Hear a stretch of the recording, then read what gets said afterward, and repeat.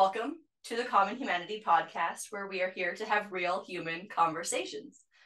Today, my guest is Caitlin. One, she is super funny and on TikTok and shares about mental health and her journey and just how she feels about the world, which I love that honesty. And then the other super fun, convenient thing is she's also my cousin. So I'm related to this bitch. And I think we'll start there and go let you lead. So Caitlin, who are you? Oh, who haven't I been is the real question. I'm still trying to figure that out, but something that I've figured out most recently is that this person that I am keeps changing, and I keep adding things onto my list of things of who I am. Because when I got that topic for this conversation, I was like, shit, I better start making a list. Who am I? Who actually am I? Because I don't want to say Caitlin. I don't want to say my age, all that simple stuff. And so I got a list going and I kept adding to it. And I'm like, wow, this is really cool that I'm adding all these titles to my list, like caregiver. I love caregiving, always have been. I love singing. I'm a singer and I love performing. I am a Libra, Aries rising, Sagittarius moon, super into the astrology stuff. I am, yeah, there's lots of things that I am, and I love sharing that with the world, but I've always been afraid to do that. And just recently this year in January, started a whole new journey of who I am and self-discovery, when I thought I was just getting to the precipice of finding out who that person was. And then the universe was like, psych, nope, here's some other things. And it's been fun, but worth it. So if you were to list, you said caregiver, performer, singer, um, is there something that I have been identifying with more lately? Like something that's Um, choices in life? I'm a really lost right now, actually. I have changed my life so dramatically that it is completely different than what I was doing even a month ago, 2 months ago, that I have so many opportunities and chances to do things that I want to, um, that it's kind of scary. It's the most scary that I've been, and I don't know who I am right now at all. So it's fun, it's scary. I'm just kind of waiting, I feel like, for the next thing to happen, whether it's good or bad, but we're just in the lull stage right now. And I've been identifying with being a caregiver a lot, being caregiving for grandma. I quit working for Home Helpers, our family business, to take care of her full time because it seemed as though she needed it. Recently, I've found out, spending more time with her, that she doesn't actually need the help for a lot of things. Her major problem is anxiety, and she doesn't think she can do it without somebody being next to her all the time.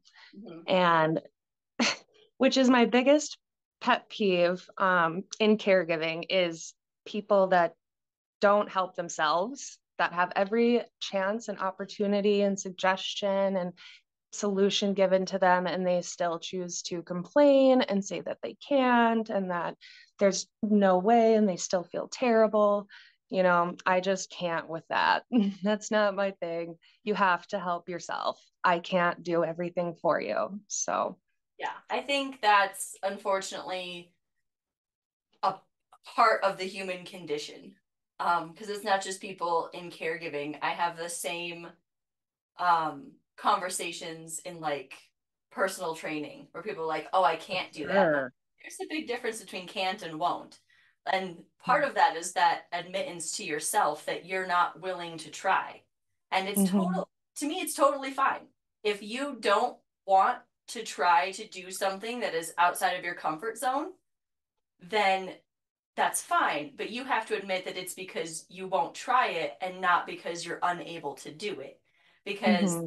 I always talk about there's this lady, I teach a lot of seniors, and some of them will sometimes be like, oh, I can't do that. And I'm like, no, no, no, no. There is an 87-year-old who deadlifts more than me. Yeah. He can do it. Other people can do it. It's just whether or not you want to put in what it takes to be able to do it. And Mm-hmm. that's a self-awareness thing. And I Um, don't know how to get that across to people yeah. without coming off as a complete bitch, honestly, because I'm like, you won't do it. That's fine. You can cry all you want to. I'm not gonna put up with it. I don't know how to motivate them other than like suffer in your silence then. I don't know what to tell you. And I think it's hard. And I think a big part of that is, I mean, I blame society for a lot of things, but that's also because that's how it's the majority of what we've learned. And when you're looking at different generations of people, um, I always talk about, because again, there's people in class who are like, oh, well, I'm in my 80s, so I can't do it because my body won't do it anymore. And I'm like, that's not how that works. Scientifically, that's not how that works.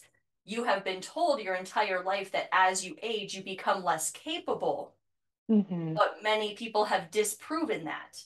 But Mm-hmm. you still believe that because you are of a certain age, you have lost your inability. And Mm-hmm. yes, there are 100%, there's Alzheimer's, there's dementia, there's medical reasons why people lose their ability to do things. But just age is not it. Doesn't cut it. Nope, not an excuse. Well, I have used my fibromyalgia story for a long time, and I identified with my fibromyalgia diagnosis for 8 years until this last year started. And when I was 19, I was diagnosed with fibromyalgia, which is a list of hundreds of symptoms. And I was physically incapable, I felt like, of doing anything. My body hurt so bad. My muscles were so stiff. My mind was so foggy. I couldn't think clearly. There was so many things. And so I told myself that I couldn't do anything. I couldn't go to the grocery store. I couldn't go to work. I couldn't hang out with anybody. I just stayed in bed all the time because I felt so terrible. And I smoked weed. I have forever, it feels like. But I had this epiphany, a realization at one point that was like, this is all that you're talking about. This is all that you're thinking about. This is what you're surrounding yourself with. So, of course, this is what you're going to feel like.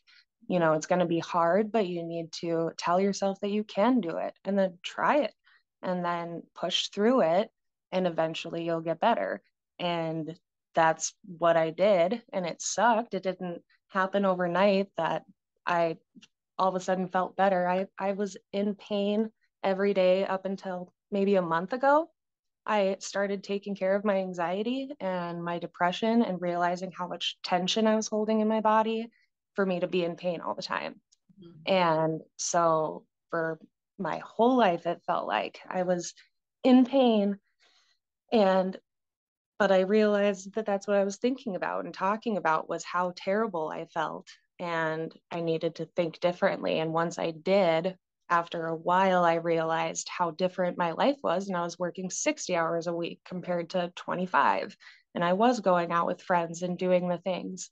Uncomfortable, yes, but it was possible because I believed in myself, because I believed it could happen.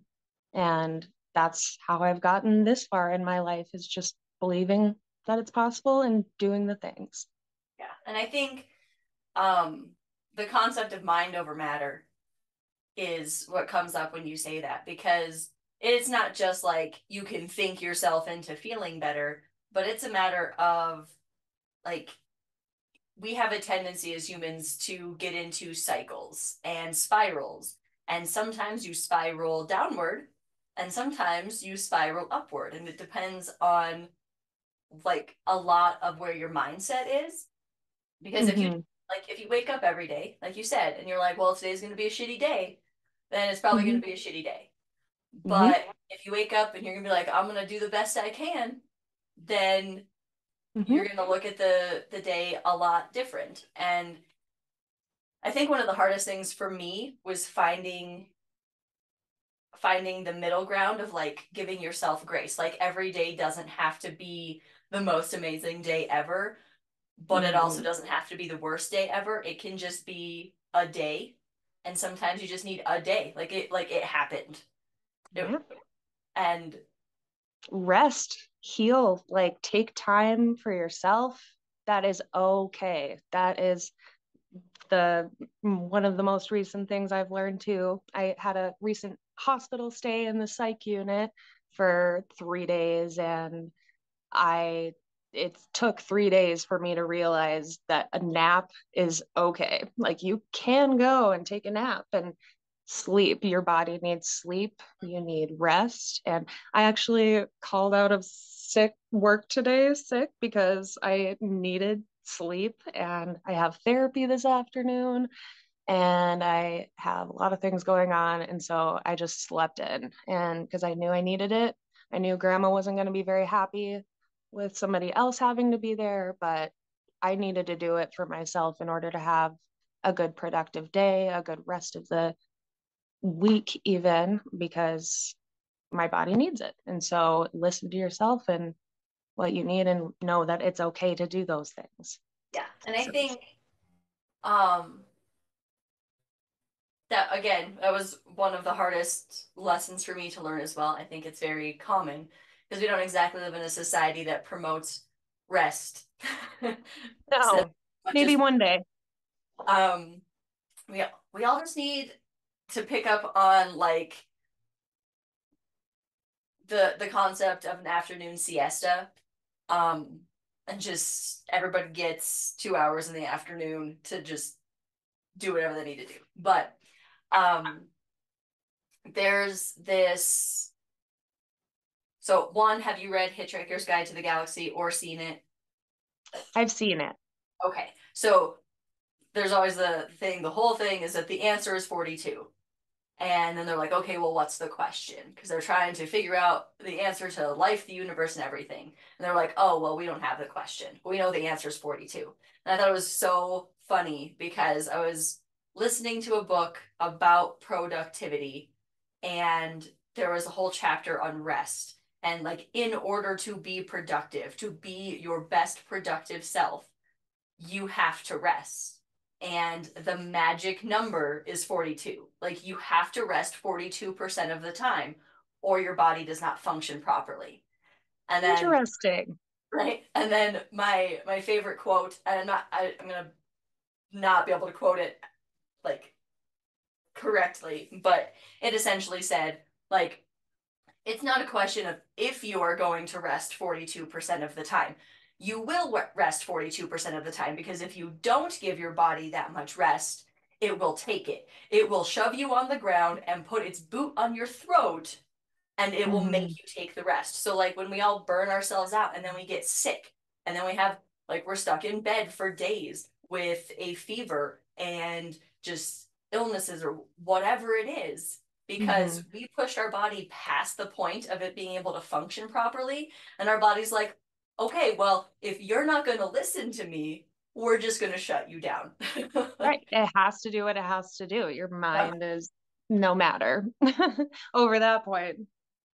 Yeah, or So turning it into irritation and isolating yourself and not knowing why you need to be separated from the world and calm yourself down. So, yeah. come here, mama. This is my mama cat, Missy. Her baby, my mini girl's on the other couch, but this one is much more of an attention whore. That's why we got her. Oh, that's lovely. Yeah, I'm a cat mom. I guess I added that to my list. I do remember that they are very important to me. Um, I, yeah, I don't know. I had two train tracks going and they crossed waves and crashed, I think. I don't know where I'm going with my brain anymore. You can That's continue. okay. I've always wondered, do you have the family disposition of ADHD? Oh, yeah. Oh, yeah. That's what, oh, yeah. Well, I just started getting treated for that in the beginning of the year, too. And that helped me focus so well that I realized I also had autism and possibly schizophrenia. And it's very interesting to learn about and think about. But yeah, I do have ADHD. My mom also definitely has ADHD untreated, um, and doesn't believe that she has it, but that's a whole other thing. And I think everybody has ADHD these days. You know, in America, everybody is wacko. Well, right. So there's the part of it that it's everything's on a spectrum, right? So ADHD True. is on that spectrum. So it's a matter of, do you have enough ADHD to want, like, to desire or need treatment in order to function in your day-to-day life. I heard um there's a gentleman who's actually on a different episode that's coming up. But he put out his own podcast a few weeks ago about how, like, all these people were telling him that they're so excited that he puts out all of this stuff that just represent ADHD people so well, and it's so nice to be represented and, like, align with somebody else who has ADHD. And he was like, cool, but I don't have it. And then, like, just listening to him talk, and I'm like, no, I definitely self-diagnosed you in every conversation we had. But Yeah. it's just funny because, like, someone in his comment section said something that just meant so much to me, because it said, like, it sounds like you have had people in your life who understood what you needed and gave you the space to be able to, like, live how you needed to in order to function properly. The only place where ADHD is a disorder is in a society that's trying to make us all the same. Hmm. Because it's not a disorder in your brain where it's just like, oh, you literally can't function. It's just a different way of viewing the world and interacting with the world. And it's a Yeah. Like problem. inconvenience. Yeah, it's a Inconvenience. problem when they want you to, like, sit in a classroom for 8 hours a day, and or sit at a desk for 8 hours a day. Like, yes, then it's definitely interrupts their flow of what they want to get done or what they want you to get done. But people with ADHD are some of the best entrepreneurs, like, in the world, because if you give them the space to use their creativity and follow the dopamine to whatever makes them super happy, they will just super duper nerd out on that thing and make it Hmm. amazing in And then whatever. move on to the next. Yeah, exactly. I agree. But, you know, the older the generation is, the less any mental health is talked about. And so, you know, it's no wonder that all of these things are being diagnosed and everybody has these things now. You know, Yeah. it is a spectrum and it changes. Even for people who aren't diagnosed with it, can have more autism, even Mhm. uh, symptoms, or ADHD, anxiety, depression. Everybody has those things, and sometimes it's just worse than others. Yeah. But you're right, with the way that it's treated or handled, especially growing up and what you're being taught about it or not being taught about it, and trying to conform to the society around you or the environment around you instead of finding out who it is that you are on the spectrum in the world, and having the support and the space to be able to find that out is really important. And yeah, yeah. So what, I'm asking this out of curiosity because, so my journey with ADHD went with my son and older brother got diagnosed, like, within months of each other. And then it was really funny when my son got diagnosed. His pediatrician was just like, this is hereditary, and for him to have it, one of his parents has to have it. Maybe you should check out these resources. And I was like sitting there, like, twitching in my chair. I'm just like, I don't know. What? Right. Um, And then when I got diagnosed, I actually got to see my, like, because the hospital here has, like, you can go look at your records. So, like, all the notes that the doctor wrote when I went in to get diagnosed, they were like talking about how much my leg was shaking, talking about all these things, like things I didn't even know I was doing because I was Mm. not aware, because I've just lived this life. And I'm just like, I'm used. to moving a lot. I know I don't sit down well, which is why I became a personal trainer. Like when your job is movement, you don't have to sit. But Right. it was interesting because my mom loved her to pieces, and she's a teacher, and so she's seen ADHD kids come through her classroom and all this stuff. So when it first happened, she was just like, "Oh, I don't think he has it." And then I was just like, "You don't get to decide whether he does or not. This is like my way of doing this." And then I told her that I thought I had it, and she was like, "Well, you don't show any of the symptoms." I was like, "First of all the symptoms that people reference are symptoms for boys. Symptoms for girls Mhm. are different." And like one of the big ones for girls is daydreaming. And she's like, "Well, I mean, how often do you daydream anyway?" And I was like, "Mom, I cannot tell you the last day of my life that wasn't spent majority of the time in my head and not in the real world. Like, I don't remember the real world because my brain, way more interesting. Way more interesting." Mhm. Like, over the last few years, we've just all accepted that we all have ADHD. Um, and so like my little brother Kason, he's untreated, but he's just like, "Oh yeah, I definitely have this." And my mom's like, "I definitely have this." But also, like, most of us are like Sebastian and Mick are the only two who are medicated at this time. Um, and we all Did have you our say you and Sebastian? what?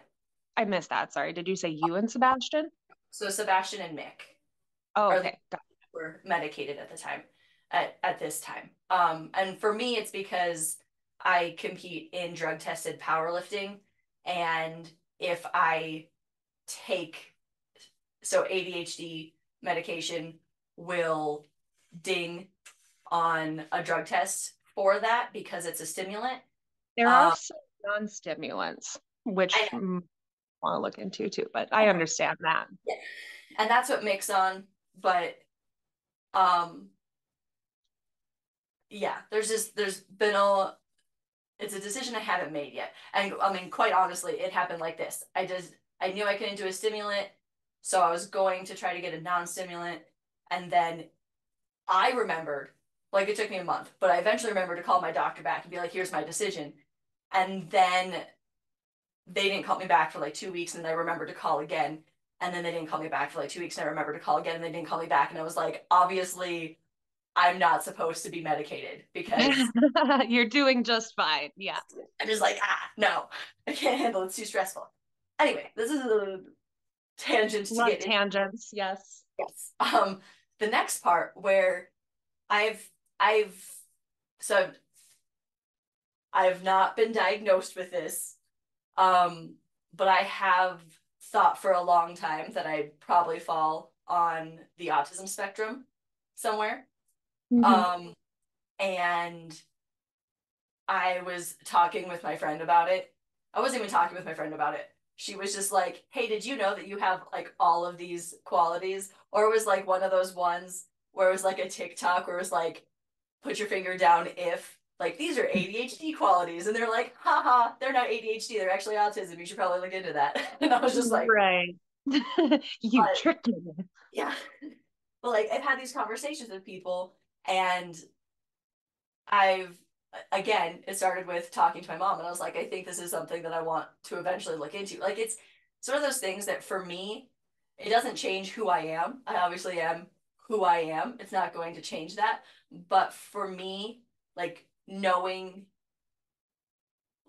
the reason why I am the way I am helps me, and it also like helps me pinpoint like, okay, these are specific things that can help me manage in Hmm. a world that was not built for me. And um but the same thing happened again. She's like, "Oh no, no, I've had autistic kids in class and you're not like them." And I'm just like, "First of all, you have no idea how I was in a classroom because you were never my teacher." She was like, "Because they're always the weird kid." I was like, "Mom, I didn't have friends throughout all of elementary school because I was the weird kid." Fourth grade, I literally thought I was an alien. Yep. I hung out in cemeteries by myself alone after school, so it's I one hung of those out things we do. in the drainage ditch under the interstate. Oh, Because cool. Cool. and look at us, and now we're successful adults being humans and spreading joy and love and compassion in the world. Imagine that, making the world a better place. Um, so I want to know, like, what kind of impact do you feel like these kinds of things have had on you, and so on on you in respect to um the kind of environment that you are in. And so by that I mean, as a caretaker, you probably spend a lot of time around people of older generations. Not gonna lie, living in North Dakota where there are a lot of very, we'll go with sturdy and stubborn ideas about things. Mm-hmm. um, and we'll go with, there's not a lot of progressiveness, I feel like, in your environment. So how do you feel like that has impacted you? um, yeah, no, I totally get where you're going with that. And I mean, it kind of started when I came out to my family, last, or no, not last summer. Wow, it feels like last summer, but in 2020, as I didn't even come out as gay or lesbian or anything. Like, if you have to put a label on it, I'm pansexual. I care more about the person than the parts. And I think women are very attractive. And I just wanted a best friend. So I told them about, I have a date with a girl on Thursday. And then there was silence. And I was so confused. I was like, what? Where did this come from? Like, they didn't know. They had no idea that I was into women. And then fast forward a few years now, I'm getting into ADHD and autism and all of that. I am like proud of these diagnoses, even the schizophrenia. And but they are all words that it seems like people around me are afraid to say. They're afraid to hear them. And it's not talked about. It's never been talked about. I feel like the leader of the pack now. I've tried to lead the way into open-mindedness forever with like my astrology talk and being into horoscopes and stuff. That was kind of the start of my weirdness to my family and the people around me. But now with these labels, you think of autistic people and you think of people on high ends of the spectrum. Like Can't nonverbal? Yeah, nonverbal, they can't live by themselves, they are, high end on the spectrum, but there's so many different things that people don't, they're just uneducated Mm-hmm. on. And that's not their fault, I guess, but what is their fault is not being willing to open their mind to other things. And I've said to a few of my friends too that, have you checked into autism? It sounds a little bit like the tism, could be a tism thing. And they're like, oh no, never. And I'm like, why are you scoffing? Why is it a scoff? It could be cool. It could be a neat thing. It tells, I mean, for me, autism is hyper awareness of your surroundings. And that's kind of like a superpower to have more knowledge, I think, than like the average person, because they're so narrow minded, and people higher up on the spectrum are like way open minded. And ADHD just like screws everything up. It takes all this stuff and it just goes like this with it. And so it can be really fun, but Yeah. I'm also super depressed. Like, that's my main thing. It could be schizoaffective depressive, which is, and there's also schizoaffective bipolar, manic and depressive, but I wish I had mania sometimes. God, do I wish I had some energy. I just don't have energy ever to do anything. And so the ADHD, screws that up even more. It makes me that much more fatigued and not caring about the world because I can't understand it anyways. And then the autism makes it so that the world doesn't understand me. It doesn't understand that I need extra alone time. It doesn't understand that I might just need to leave the room and like randomly and go and do other things, or that I have limited topics that I care about and that I don't care about celebrities or like what's on TV or the latest trends. I care about things that I think matter and other people don't think matter, I guess. And what's changed in my environment is just me taking a stand for myself and saying, I don't care what you think about what I'm doing or what I need. Like my therapy appointments. I have therapy once a week. I have the chiropractor once a week. I go to Montana. We drive 3 hours for my doctor, my primary doctor. And, there's things that I'm doing for myself that are not what I used to and not what everybody else around me is used to, getting help for things. And I am getting help for things, and everybody else says they don't have time for it. And I say, you're not making time for it. You aren't going to find it under a rock. You know what I Yeah. mean? You got to just take that rock and take your time with it. But it's been very frustrating and hard as a people pleaser, as a chronic people pleaser, and very good masker. That was another reason why I say I don't know who I haven't been, because I can be anything you want me to be. I can be anything you need me to be in that moment. It's exhausting by the end of it. I can't keep that up for too long because it's not real. It's not who I am. It's just a mask I'm putting on. And I need time to be who I am. And after masking for so long, you just need rest. You need to charge your own battery and then run off that instead of trying to be something else. Um, and people are walking on eggshells around me now. They don't know how to act or what to say or anything. And it sucks because there's nothing really different about me except a label's been added Yeah. by myself.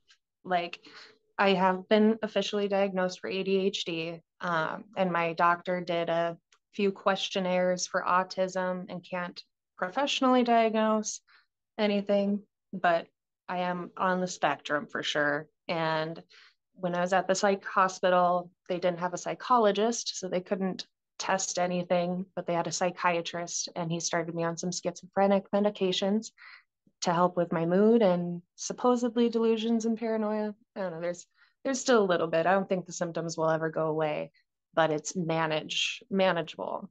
And with more stress, the more stress and the more depression and anxiety you have, the worse these symptoms are. And I was just at a really bad place mentally. And the symptoms that I've always had were just exacerbated to the point of needing more help for it. And that's okay. And I hope that with talking about it more and talking openly on the internet about it and showing people my meltdowns and showing people the vulnerable sides of me that I know other people can relate to, putting it wide out there will hopefully help people in period. I hope it will help people, period. That's my hope for everything, is that. So I don't know if that answered your question or not, but it's the ADHD and Well, anxiety and all of the things. Tism. yeah, I think so. One thing I find interesting is how much, so like, I feel like anxiety and depression were things that were more widely diagnosed earlier in my life. And then now there's more diagnoses for things because people have realized that the depression and anxiety they're not necessarily the root of the problem. They are a symptom of something Mm-hmm. else. Um, Right. and when you, again, you start to spiral, and if you start to spiral upward, you're like, okay, I'm going to fix this one little thing, I'm going to tweak this so that that starts to feel better, that starts to make the anxiety and depression a little bit better. And it's harder to climb uphill, isn't Oh it? yeah, way Than harder. to spiral downward. It's super easy to get in those dark places, but it's hard to think positively. Yeah. And then, but so I like that you said that. So it's harder to climb uphill, but it also, so it means that it's probably going to take longer. It's a lot harder and takes more time to get out of a big depressive episode than it is to get in it. Mm-hmm. I know for me, like when it takes me a while to realize that I'm becoming depressed, like it's usually like a week or two in where I'm like, oh, hey, I stopped washing my face. I stopped like waking up, like getting out of bed when I wake up in the morning. Like, and it takes me a week or two of these things happening before I realize, like, oh, it's because depression came to visit and I have to do something to turn it around. I actually have to actively Do you do work. that immediately when you realize that you are in depression, I've or do you gotten much sit in it? at it. Um, I've gotten much better at it. The last, so like, I'm very like happy to say this. I have not been in a severe depressive episode since I think my last really bad one was 2020, like really bad one. Like 3 weeks of not functioning. Um and we were quarantined for one of those weeks, and like, so which helped me get through it because I didn't have to go to work. You rested, your I, body said. yes. So I had the opportunity, but then like after the quarantine, I had to get back to work. So then there was the masking it at work all day long because nobody else needs to know that I'm depressed. I have shit to get done. So then it took longer to get out of it. Um, but I've had some since then, but that's probably the worst one I've had. I know I have had a couple in the last like 6 months where um I started, like, I remember talking to my therapist about it and telling her this exact same thing where I was like, I started to realize, like, hey, this is what's happening. So I need to make a move in the opposite direction. I need to do something. And I, like, one thing that has been helping me, and not in like a biohack, like it'll solve your problem sort of way, but I love ice baths. So I have a tub that I do ice baths. So when my mood is shit, I go break open the ice and I spend 3 minutes just getting a hit of dopamine. Like, Yeah. okay, I feel a little bit better, which gives me a little bit of like, hey, I I can clean up this section of my desk, which makes me feel like I've achieved something. Because like for me, like, I don't know, my ADHD, and I'm sure many others, but um it always boils down to like being overwhelmed. And it's never, like, my boyfriend a couple weeks ago, I was planning on cleaning my room and I didn't get my whole room cleaned. And he said to me, he's like, well, if you don't let it get this bad, it wouldn't be a problem. I was like, do not, do not, Oh, man. do not talk to me. I was like, Oh, man. this is not the time to question how my brain is functioning. Like, and he was like, I got you. Okay. And I was Yeah, like, understood. You better. yeah. Hoofda.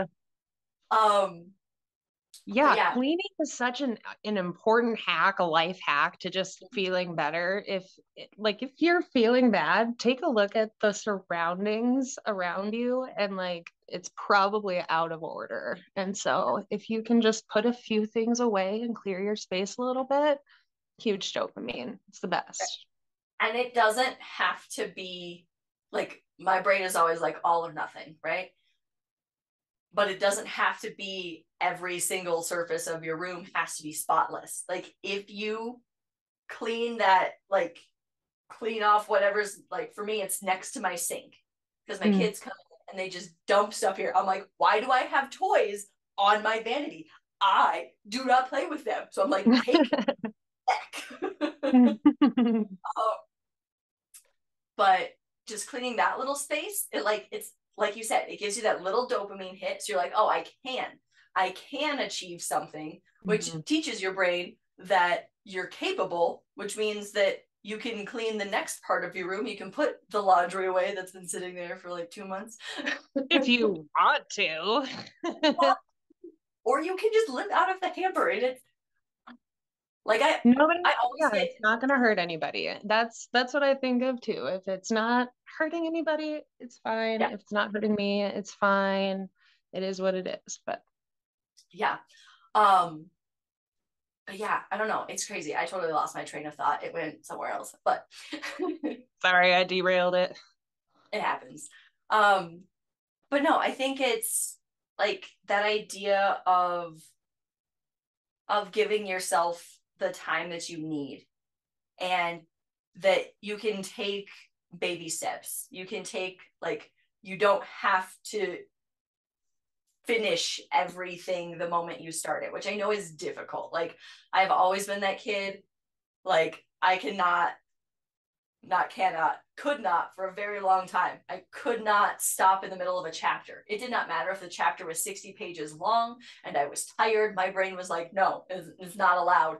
And I would be exhausted. And now I'm like, I can find a stopping point. So, like, I still have to get to a point where there's like a period at the end of a page, or so I know where I need to start next. But Sure.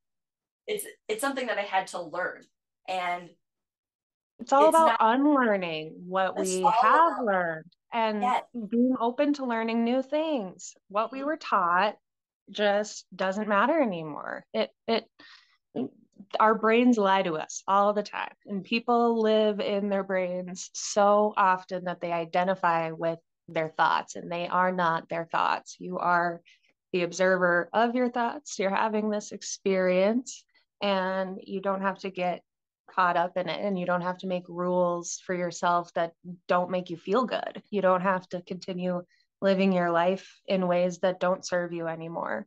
um, for example, my wife Megan, when we met, we were on a date one time and we were eating, and she's like, "Oh, I'm so full." And then she took a few more bites, and I'm like, "Why are you still eating?"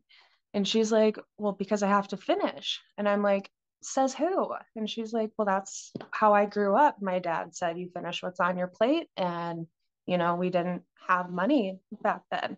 And I'm like, "Well, your dad's not here right now. I don't care if you finish what's on your plate. You shouldn't have to force yourself to eat more because of this rule that you've placed on yourself for so long." And like I saw it click in her brain.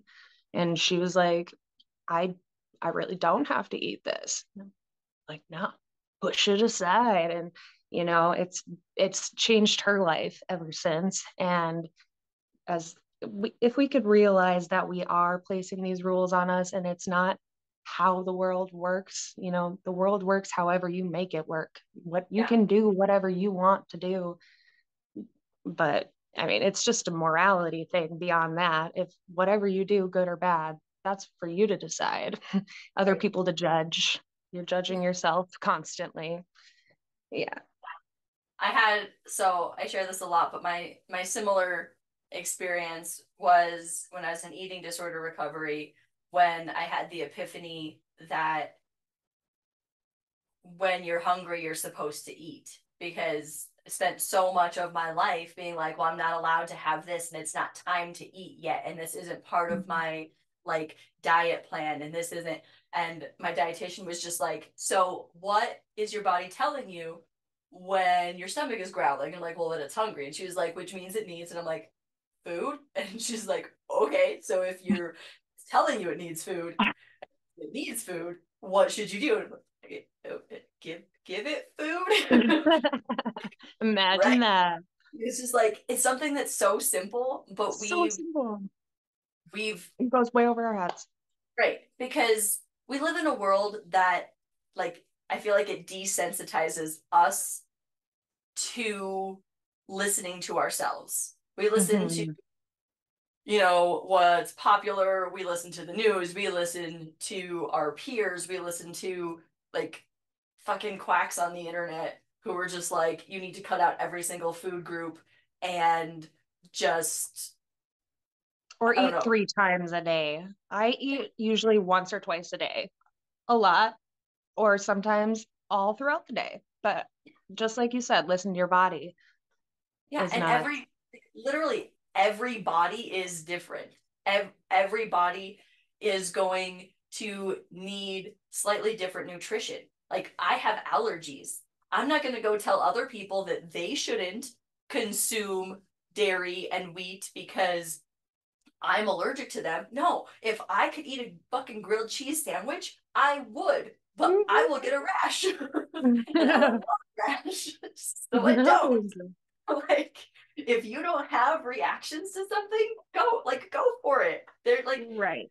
I don't know, it's just all crazy. But yeah, and I think, and this is why I blame society a lot, right? Because it is our responsibility.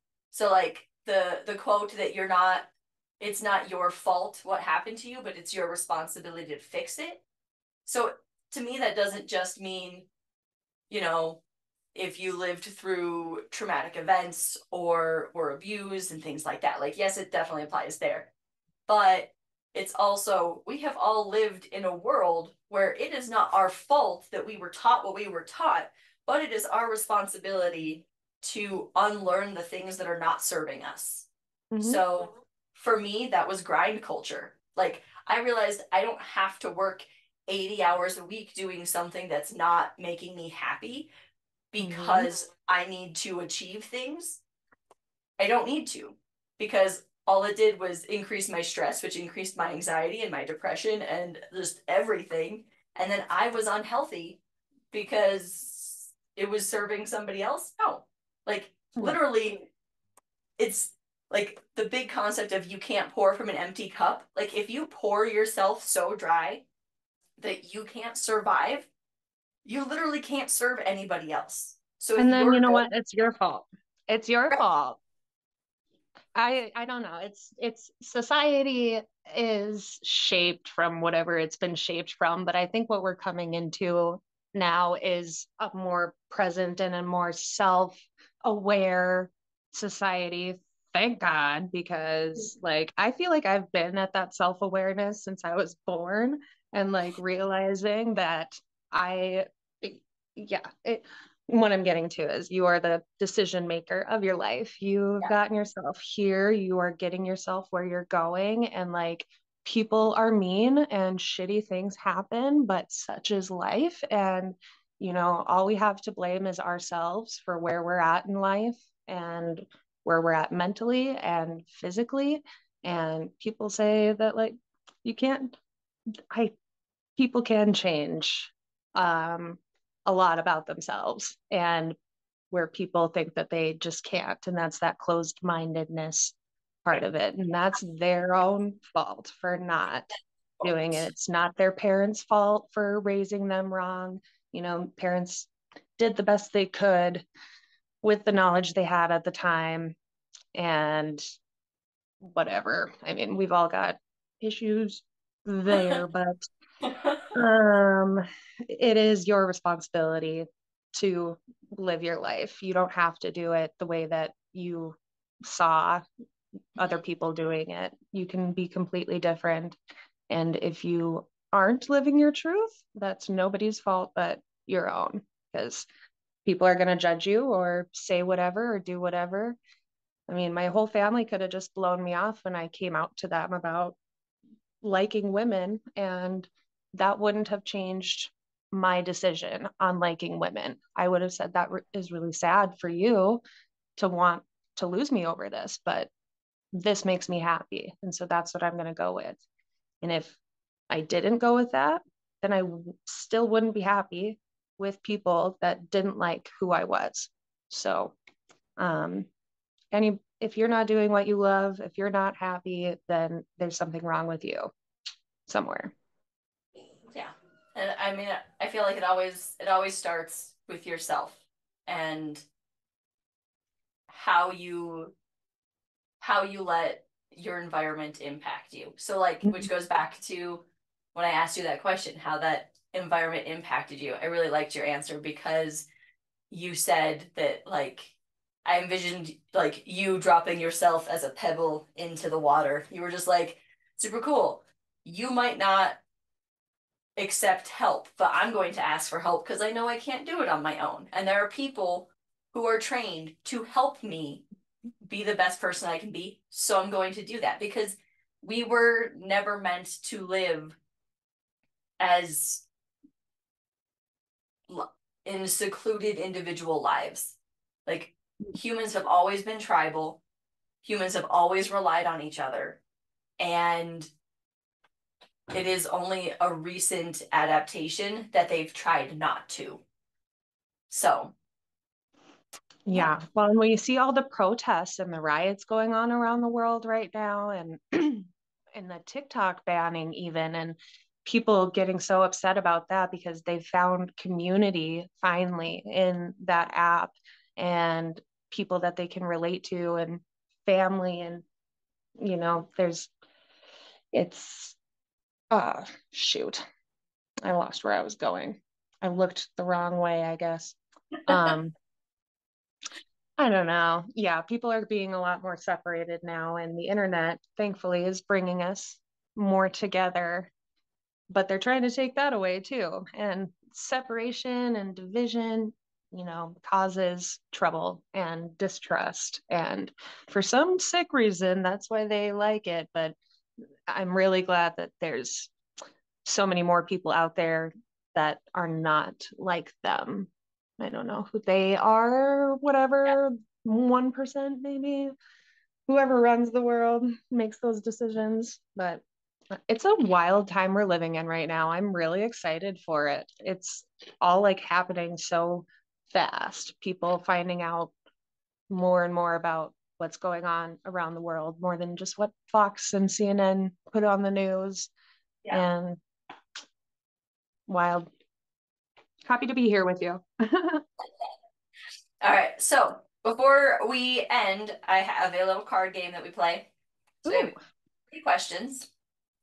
They get slightly harder. I haven't looked at the card yet, so you know as much as I fun. do. You get to answer first, and then I'll answer. So, what is the craziest thing you've ever eaten?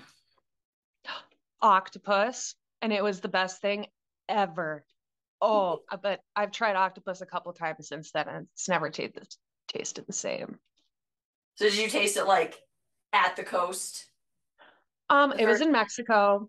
It Okay. was very professionally cooked. So, I mean, that's probably why it was so delicious. But it was like a little octopus salad and it had the suckers on it and everything. I love trying new food. I'm down to try whatever. But that was so tasty. I can still like feel it in my mouth and not in a weird way. It's like chicken. I don't know. It's weird. I'm making the face because the idea of seafood makes me queasy. Yeah. Yeah, I'm not a huge fan of it, but I had to try octopus Yeah. salad. Yeah, I'm the same. When I go places, I definitely try like I try the local kind of cuisine.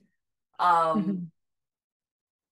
I think if I remember correctly, when I was in Morocco, I definitely chickened out. There was like a grub. I'm pretty sure I chickened out on that. I feel like I would have remembered if I had eaten that. I actually don't even think there's any crazy things for me. Oh, Because I really? felt like I would try it, but I don't know that I have. There was a kid I was substituting one day, and he had ordered like seasoned bugs off of Amazon, and I was like, "Yeah, I'll totally eat one." But then he gave them out to all of the students, and he was like, "I don't have any left for you." And I'm like, "But I was gonna eat a Oh bug." my God, no. Bugs is where I would draw the line, actually. I don't think I could try it. No, crunchy and small. No. Ugh. Ugh. I don't Not for know. me, Like thank you. in things, I would have no problem with it. Like, yes, high Yeah. protein, whatever. But it's like the same feeling I have with mushrooms. Like, I don't have the problem with mushrooms themselves or the flavor, but I'm a very texture person, and I don't like that they squeak when I chew them, and it like makes nauseous, so I don't eat whole mushrooms. But if you like blend it into things, I have no problem eating them. If you blended bugs into things, I'd be totally fine. It's the texture. I'm a texture person. But yeah, so I can't think of anything crazy that I've eaten. I did get to go to a really, really fancy restaurant in St. Louis. And they made like there were like taco shells made out of like I don't know what the fancy cooking term, really, really thin sliced mushrooms. So they didn't have the squeaky feel. Right. Normal. Like a lot of Normal feel. fancy stuff. But I don't think I've eaten anything super crazy. Um, maybe goat. People aren't like most people aren't like, woo, you've eaten goat, because that's what they made us in Morocco. It's like a Okay. delicacy. It's a very Did tough what did meat, it taste like? What could you compare that to? A closer to venison. So like, little yeah, tougher. a little tougher. But Okay. that's about yeah. It's Like pretty good. I wouldn't have goat steak, but definitely like if you put the right kind of sauce on it, that's good. Yeah. I might Yeah, shred yeah, it, throw it in a pasta. yeah. All right. All right, next question. What's one thing that you feel people misunderstand about you? You can only choose one. Um, I think the biggest thing is that people think I'm mad at them or like irritated with them, but like that's just, they say I have a tone with things, and I've learned that that's an autistic thing. But I think that's the biggest thing people misunderstand about me is my tone with them, and that it changes and my voice changes, but it's nothing personal. I don't really get mad very easily, like personally about things. I like to talk those things out. Yeah, So if I'm just talking and I have an asshole tone, it's just because I have an asshole tone, not because I think you're an asshole. yeah. I mean, mine, I get told that I'm blunt a lot. And I'm just like, I'm not being blunt. Like, I'm not being rude. And they're like, well, you're very matter of fact. And I'm like, that's because I'm saying facts. Like, that's, I mean, what, how am I supposed to? I don't understand. Yeah, Like, yeah, yeah. No, they hear me say something that I'm not saying. I'm like, but I said it. I said this, and they say, but you said it this way, so this is what it means. How is that possible? everybody reads the subtext and not the actual, Right. Here are like, the words that are coming out of my mouth, period. Not the tone. I don't know what that is. Hmm. oh my goodness. One thing that I think people misunderstand about me. Um,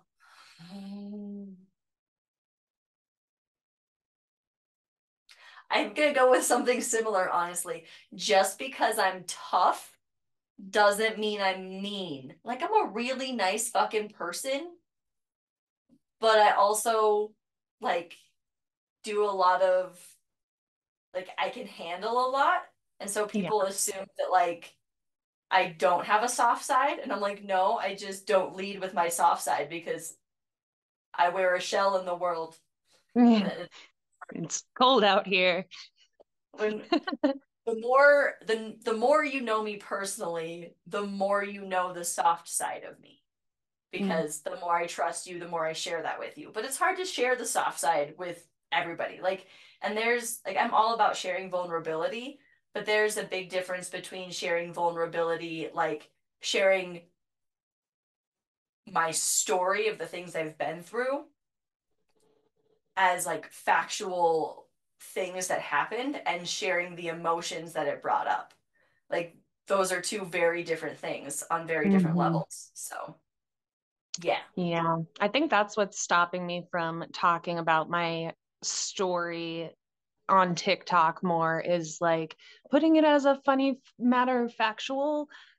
And I want to share the emotions behind it, but I don't really know how, I guess, to do all of that. So, right Yeah. on. It's hard. All right, our last one. Ooh. What does the word God mean to you, and has this meaning changed for you over the years? Yeah. Oh yeah, for sure, Z's. God to me now. is energy. Mhm. I consider myself an omniist, which means that I find truth in all religions. It's more about the message more than it is the teacher, because they are all very similar. I believe in universal laws, rather than like the Ten Commandments.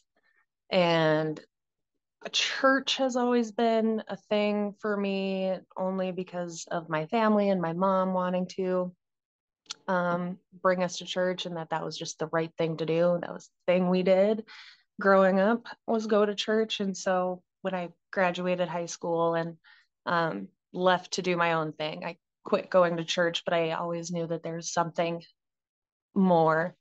Like there's got to be a reason to all of this. And if there is nothing more, then there is no reason. And that doesn't make sense to me. So it's changed and evolved, but I've stuck with this omniist label for the last like 10 years. So that's what I'm going with, is there's truth in everything and everybody's right. It just, however it resonates, I guess. Yeah, I like that. Um, for me, I would say the word God hasn't really changed its meaning. I was raised very Catholic, and so like when people say God, I always like my brain first goes to like Father, Son, and Holy Spirit. Um, Same kind of concept with a soul. People are like, I have this conversation with friends, and they're like, "You have a soul." I'm like, "I don't believe I have a soul." They're like, "Well, what would you call your energy?" And I'm like, Energy? It's not like to me, a soul is a very specific thing because that's like still stuck in my brain. So I've given other words to things. Um, so I don't think that there is an omnipotent power.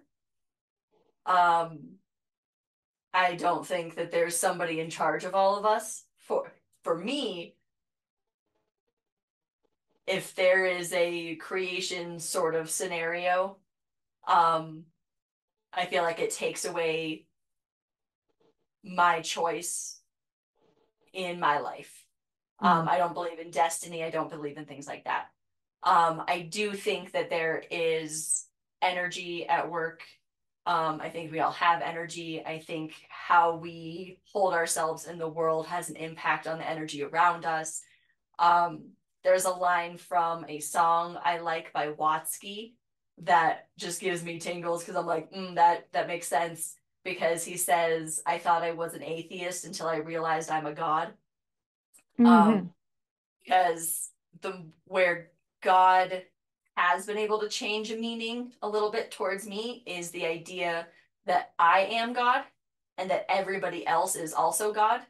Mm-hmm. And it goes back to that, like, we are the ones in power in our lives, and we are the ones who get to decide what effort we put in to change our lives here, to change our mind, to grow in self-actualization and things like that. Mm-hmm. Um, so all of that is within us as individuals, which to me means that like back to like a toddler aspect of like toddlers think the universe revolves around them. I'm like, no, the universe does revolve around me. My universe does because Right. it's and the person next to me, the universe revolves around them as well because that's their life. Um, so that's kind of the journey that has gone on. It went For from sure. like my first journey was like the first step of the journey was if God is real, I'm not a fan. So it started with like a very that was my teenage years where I was like, if there's a God in charge of all of this, I want to see the manager because Right. I will I will throw down with this man who has created a world that has all this shittiness in it and lets all this terrible stuff happen. Um, which so it turned from anger to realizing that to me there wasn't something else in charge, but that I had the capacity to take charge. Mm-hmm. Mm-hmm. Yeah. And, good and bad has to happen. The bad, shitty stuff is bad and shitty, but you can't have black without white, and you can't have light without dark, and you have to have both. But like we said earlier, it's your reaction to whatever's happening that really matters, how you're going to navigate through that bad and good stuff that happens that will take you where you want to go. And you're always going where you want to go. But some of us just put in a little more effort to give that direction and not let the world happen to us. We are happening to the world. Yeah, I believe we're spiritual beings here having a human experience. We're here to learn and grow and evolve, and we have all sorts of life lessons that we go through and cycles. I've been going through things that I went through 10 years ago too, just a little bit different. And I'm learning different ways to handle situations in my life and treat other people and treat myself. And that's what life's all about to me, is learning and growing and evolving and helping others do the same. I like that. It reminds me of when you reread a book. Like every time you read a book that you've already read, you learn something new that you didn't catch before. So Yeah. you, like when you do something again in life, and unfortunately, in some cases, you have to live through a lot of hard things over and over again until you start to understand how to change it. And it's I don't know, it's hard to speak to people who have been through really tough things and try to give hope that if they stick with it enough, that they'll learn how to come out on the other side, because it's really hard when you're in the darkness to remember that there's light out there. Yeah.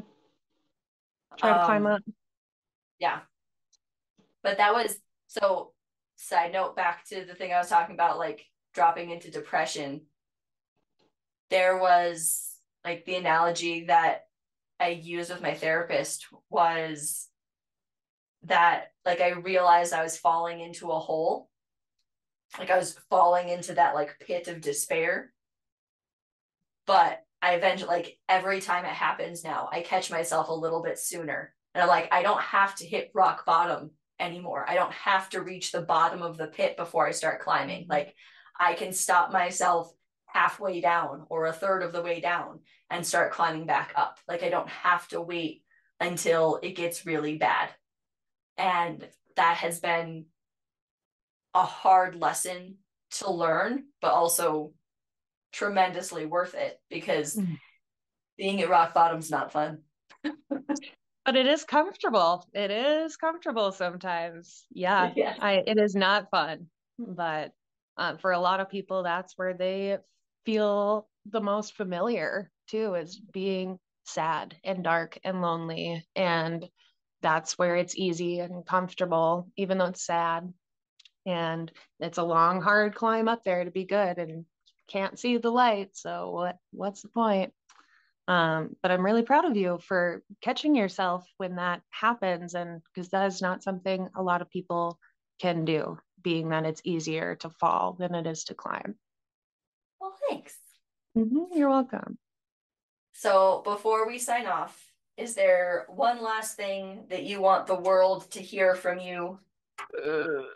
One last thing, that's a lot of pressure. I hope that we can talk again like this and have more conversations, because I think that what you're doing with this platform is really important, and sharing, spreading humanity, vulnerability, openness, awareness of community, it's all great. And I don't know. I don't really know. There's a lot I could say, and I hope we can just talk more sometime.